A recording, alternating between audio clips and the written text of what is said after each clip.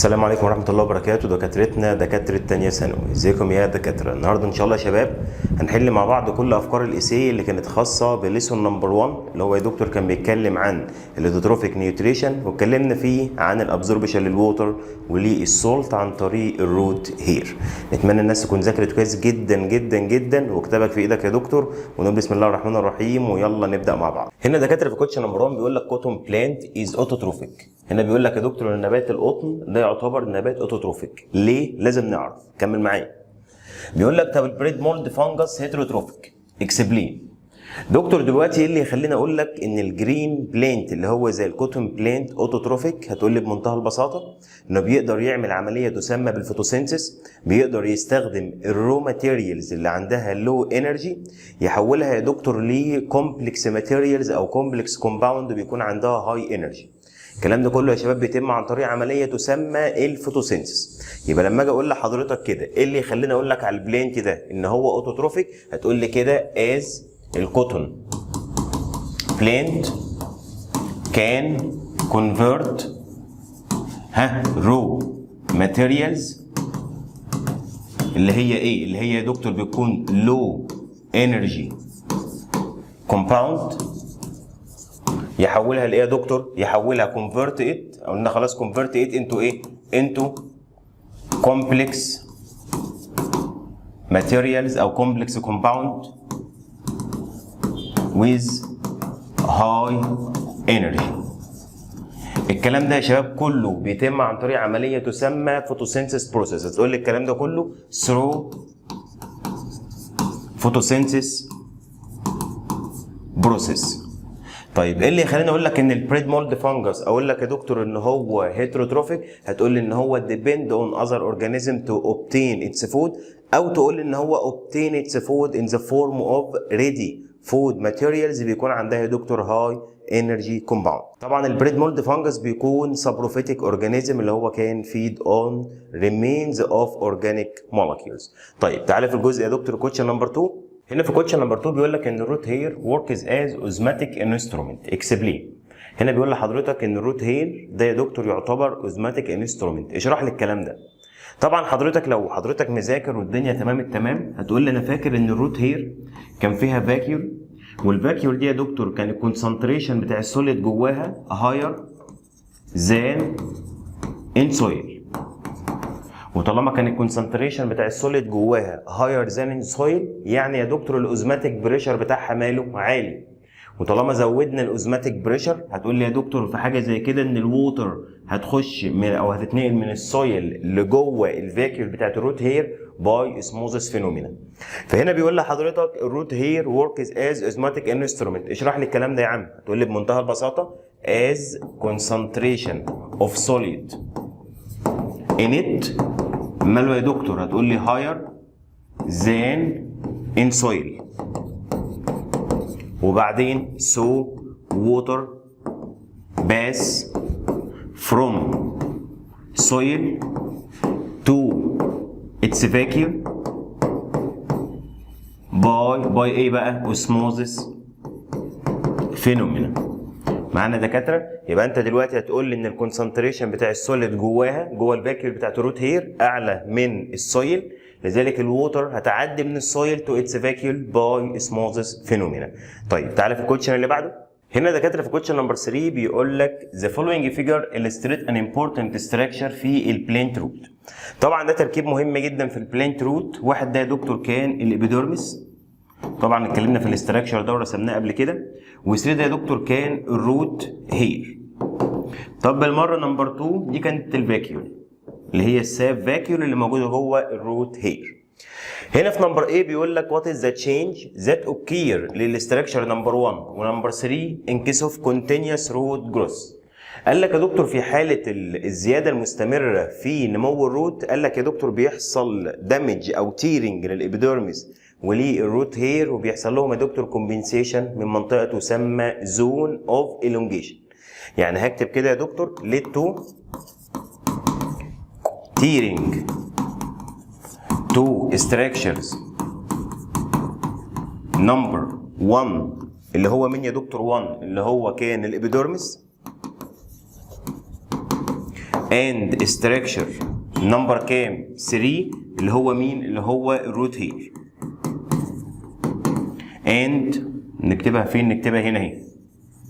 and they compensate from zone of elongation. بيحصل يا دكتور تعويض ليهم من منطقه تسمى الزون اوف elongation. طب هنا في نمبر بي بيقول لك what happened to ion concentration structure نمبر 2 on increasing time between irrigation period. يعني يا دكتور من نمبر 2 الفاكيوم اللي يحصل لتركيز الايونز جوه الفاكيول مع يا دكتور زياده الوقت بين فترات الري. قال لك بمنتهى البساطه، نقلل بس الفونت بتاع الخط ده وجع ايدي خالص. قال لك يا دكتور طالما انت هتزود الوقت بتوين الوقت اللي هو الايريجيشن بيريود اللي هي فترات الري، طالما احنا هنزود الوقت ما بينهم، يعني يا دكتور كميه الميه في السويل هتكون قليله، الووتر في السويل هتكون قليله. فحاجه زي كده يا شباب البلانت لسه ما امتصش ميه، فهتلاقي التركيز بتاع السوليت جوه الفاكيول عالي لان كميه الووتر اللي داخله لها قليله. طالما كميه الووتر اللي داخله لها قليله هتقول لي يا دكتور الكونسنتريشن بتاع السوليت جوه الفاكيول انكريز، وطالما الكونسنتريشن بتاع السوليد جوه الفاكيول انكريز يعني الاوزماتيك بريشر هيحصل له انكريز، وطالما الاوزماتيك بريشر هيحصل له انكريز البلانت هيقدر يعمل ابزورب للووتر باي اسموزس فينومينا. فهتكتب لي هنا يا دكتور هتقول لي كده كونسنتريشن اوف سوليد ماله انكريز. انكريز فين يا دكتور؟ ان فاكيول او ان ستراكشر نمبر 2 اهي ستراكشر نمبر 2. هو كده كده بيسالك بيقول لك ايه اللي هيحصل في الاستراكشر نمبر 2 اللي هو الروت هير والفاكيول يعني بتاعتي. هتقول لي هنا الكونسنتريشن انكريز نت وبعدين سو ذا اوزماتيك بريشر انكريز ليد تو ايه بقى؟ هتقول لي كده يا دكتور ابزوربشن اوف ووتر from soil by ايه يا عم؟ osmosis phenomenon. معلش الفونت بتاع الخط كبير، حاولوا بقى تجمعوا الكلام. يبقى هنا يا دكتور هتقول لي ان احنا هنعمل الكونسنتريشن بتاع السوليد جوه الفاكيول يحصل له انكريز. طالما الكونسنتريشن يحصل له انكريز يبقى الاوزماتيك بريشر انكريز، يبقى الروت هير هتقدر تعمل ابزوربشن للووتر باي اسموزس فينومينا. طيب هنا كوتش نمبر سي بيقول لك بريدكت وات هابن ان كيس اوف ابسنس ستراكشر نمبر 3 من الروت. هو من 3 الروت هير. ايه اللي يحصل لو الروت هير مش موجوده؟ اتفقنا ان الروت هير اول حاجه بتعمل انكريز سيرفيس اريا للابزوربشن للووتر اند سولت. طب ايه اللي يحصل لو الروت هير مش موجوده؟ هتقول لي كده يا دكتور كوزنج ديكريز سيرفيس اريا لمين؟ فور ابزوربشن of water and salts. ايه الحاجه الثانيه؟ اتفقنا يا جماعه ان الروت هير بتعمل سكريت لفيزيكال سبستانس ماده لزجه عشان تسهل البنتريشن بتاع الروت هير بتوين السويل بارتكلز وعشان تعمل ستيك مع السويل بارتكلز. مفيش روت هير هتقول لي يا دكتور كانت سكريت فيزيكال سبستانس and can't stick with soil particles اللي هو طبعا البلانت ما يقدرش يعمل ستيك مع السويل بارتكلز. طيب الحاجه الثالثه مفيش روت هير. المفروض يا جماعه ان الروت هير جواها فاكيول فيها كونسنتريشن من السوليت مور ذان السويل عشان تقدر تعمل ابزوربشن للووتر باي اسموزس فينومينا. طب انت دلوقتي بتتكلم ان مفيش روت هير، هتقول لي يا دكتور بلانت كانت ابزورب ووتر باي اسموزس فينومينا لان انت عندك الفاكيول بتاعت الروت هير هنا مش موجوده. فبيقول لك ايه اللي يحصل لو مفيش روت هير؟ هتقول لي كده بلانت can't absorb water by osmosis phenomena. معانا دكاتره؟ طبعا السؤال ده كان جالهم في السنه اللي قبل اللي فاتت تقريبا في امتحانات الادارات، كان جاب لهم نفس الرسمه كده بالثلاث اسئله دول معاك. اتمنى السؤال ده شباب يكون اتفهم كويس جدا جدا. طيب تعالى في الكوتشن اللي بعده. هنا دكاتره كوتشن نمبر 4 بيقول لك the following figure illustrate TS section in الروت بتاع البلين اللي هو ترانسفيرس سيكشن في روت لنبات. بيقول لحضرتك deduce label from 1 ل 4 واحده واحده كده. مين 1؟ طبعا هتقول لي يا دكتور ان دي السويل بارتكلز. طب مين 2؟ هتقول لي يا دكتور دي الروت هير. طب مين 3؟ دي يا دكتور الابيديرمس. طيب مين 4 دي يا دكتور؟ هتقول لي ان هي الزايلم فيزل. كلام محترم جدا. بص البي بيقول لك illustrate by arrow on the figure pathway of water transfer من structure number 1 لحد ما توصل ل 4 by osmosis phenomena. يعني نقل الميه من 1 اللي هي السويل بارتكلز ل 4 بالاسموزس فينومينا. صلي بينا على النبي بقى كده. اول حاجه يا دكتور هتقول لي ان الووتر هتيجي من البارتكلز هتخش يا دكتور للروت هير بالاسموزس فينومينا، واتفقنا ان احنا الجزء ده خدناه قبل كده. اصبحت هنا يا جماعه ركز معايا، كميه الووتر في الفاكيول هنا عاليه، طب كميه الووتر في الفاكيول اللي جنبها قليله، فالووتر هتمشي من الفاكيول دي للفاكيول دي بالاسموزس فينومينا، وبرده الووتر هتمشي من الفاكيول دي للفاكيول دي بالاسموزس فينومينا. اصبحت هنا كميه الووتر اعلى من كميه الووتر في نيبورنج سيل في السيل اللي جنبها، فالووتر برده هتتنقل لها من الفاكيول للفاكيول بالاسموزس. هتفضل الميه تتمشي بالفاكيولز بالمنظر ده كده. بص معايا، هتفضل تتنقل من فاكيول للثانيه بالمنظر ده كده الى ان تصل في الاخر لمين؟ للزايلم فيزل بالجزء يا دكتور بالرسمه اللي قدام حضرتك كده، ويبقى احنا كده نقلنا الووتر للزايلم فيزل. طيب انا عملت كده ليه بس؟ لاني بقول لحضرتك بالاسموزس. ممكن ارسم لك طريق تاني واقول لك ان الميه هتمشي عن طريق الوولز. في الحاله دي يا شباب هتقول ان هي ماشيه بالامبيبيشن فينومينا، بس انا بطلب منك بس انا عايز الطريق اللي الووتر بتمشي فيه بانهي فينومينا؟ بالاسموزس فينومينا. طالما اسموزس يبقى بنتكلم من فاكيول للثانيه، انما لو قلت لك عايز بالديفيوجن يبقى احنا هنمشي عن طريق الوولز، يبقى ده هنكتبه بس في حاله الوول. انما هنا بنتكلم في الاسموزس يبقى يا جماعه من فاكيول للثاني. طيب تعالى في كوتشن اللي بعده. هنا بيقول لحضرتك how the presence of structure number 2 help in penetrating structure 1. هو مين 2 يا دكاتره؟ الروت هير.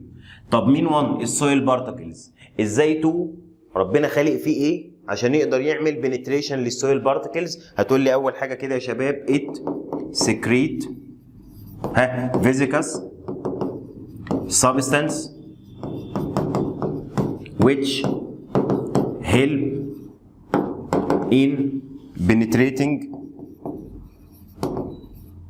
of root hair to soil particles. طيب هنا في كوتش نمبر 2 بيقول لك increasing efficiency of water and salt absorption from structure number 1. بيقول لك ازاي يا جماعه الاستراكشر نمبر 2 help in increasing الووتر من structure نمبر 1. هو مين 2؟ الروت هير. مين 1؟ السويل بارتكلز. يعني بالبلدي بقول لحضرتك ايه الادابتيشن اللي ربنا عمله للروت هير عشان يقدر يعمل ابزوربشن للووتر والسولت. اول حاجه يا دكتور هتقول لي ان هي being large in number.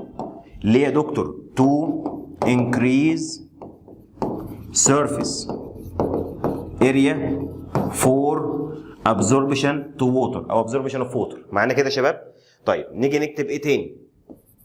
هتقول لي it secrete viscous substance to allow penetration of root hair between soil particles، وبرضه عشان تعمل ستيك مع السويل particles.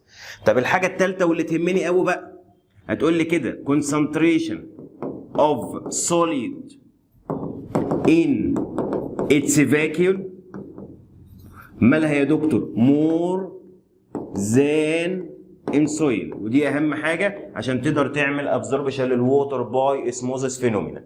يعني هنا احنا بنكتب يا شباب الادابتيشن بتاع الروت هير، بس برضه لازم ناكد على مين؟ على ان الكونسنتريشن في الفاكيول بتاعتها اعلى من الكونسنتريشن فين؟ في السويل، الكونسنتريشن اوف سوليد، عشان يقدر يعمل ابزوربشن للووتر باي اسموزس فينومينا. Question number D بيقول لك what happens if the nitrate, sulfate and phosphate salt are absent from structure number كام؟ number 1. طبعا نمبر 1 ده اللي هو كان مين؟ تعالى كده نشوفه. نمبر 1 ده اللي هو يا دكتور كان السويل بارتكلز. ايه اللي يحصل لو السويل بارتكلز ما فيهاش ولا نايتريت ولا سلفيت ولا فوسفيت سولت؟ هتقول لي يا دكتور بمنتهى البساطه plant can't form بروتين. مش هيقدر يعمل سينسايسز للبروتين لان المفروض دول بيحولوا الكربوهيدرات لبروتين. يبقى تقول لي كده plant can't convert carbohydrate into protein. ممكن برضو نزود الفوسفورس، طبعا كانت داخله في تركيب الاي تي بي، هتقول لي يا دكتور برضو بلانت كانت فور اي تي بي molecules. طيب هنا في الاي بيقول لك production of ATP molecules needed the presence of oxygen. لو انت عرفت يا شباب ان انتاج الاي تي بي لازم يكون موجود اكسجين، حلو الكلام. Deduce what happened if structure number 1 immersed in water relatively long time. ده كلام مهم جدا. ايه اللي يحصل لو انت جبت نبات غرقته في الميه؟ لازم تعرف يا دكتور في الحاله دي ان الووتر مولكيولز هتعمل ريبليس للاكسجين. طيب طالما الووتر مولكيولز هتعمل ريبليس للاكسجين، لما تيجي البلانت سيل عشان تكون اي تي بي محتاجه اكسجين. طب انت دلوقتي عملت ريبليس، الميه دخلت مطرح مين؟ الاكسجين، ففي الحاله دي يا دكتور البلانت كانت فورم اي تي بي.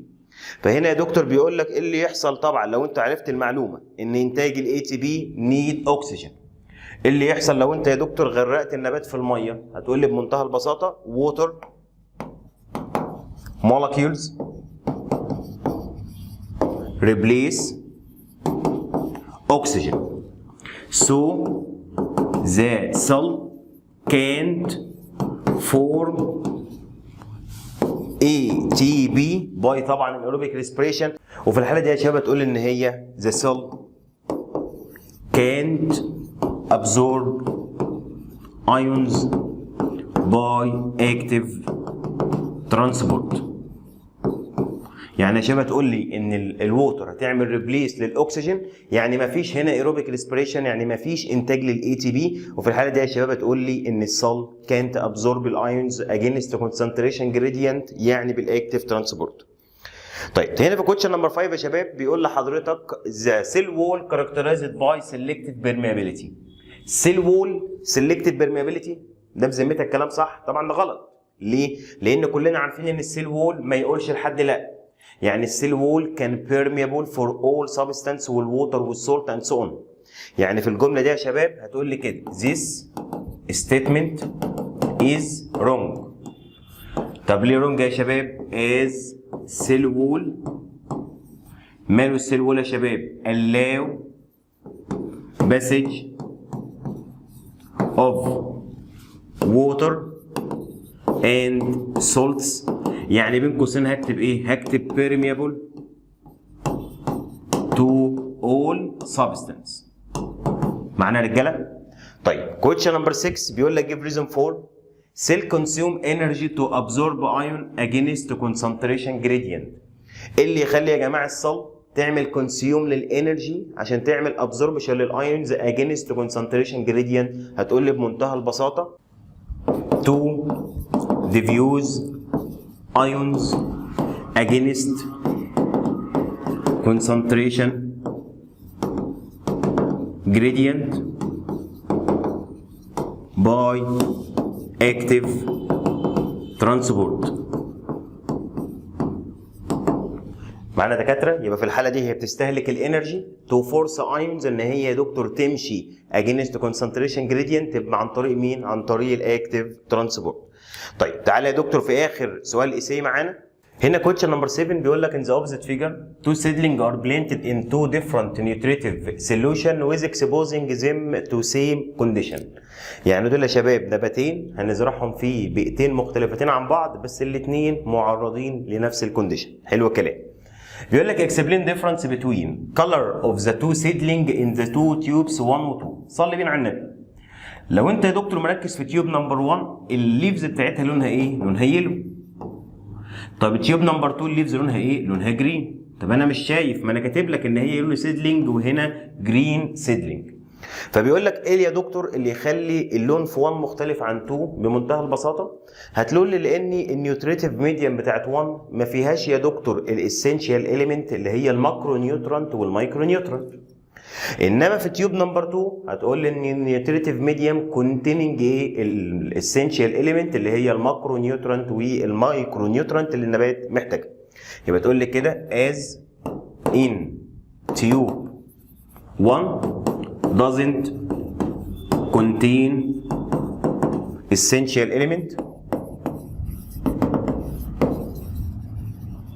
اللي هي مين؟ اللي هي الماكرو and مايكرو نيوترنت. معانا كده يا شباب؟ يبقى هنا النيوتريتيف ميديم في الحاله الاولى ما فيهاش دول، وايل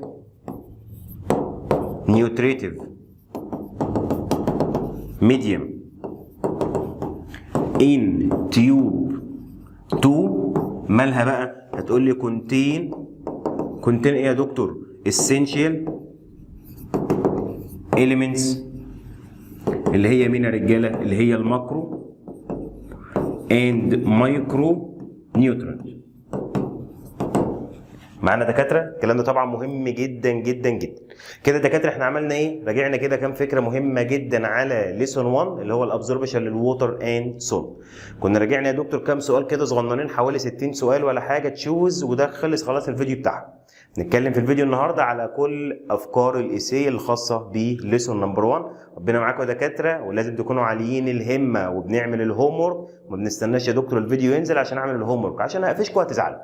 طيب ربنا معاكم ان شاء الله يا شباب، ونشوفكم على خير ان شاء الله.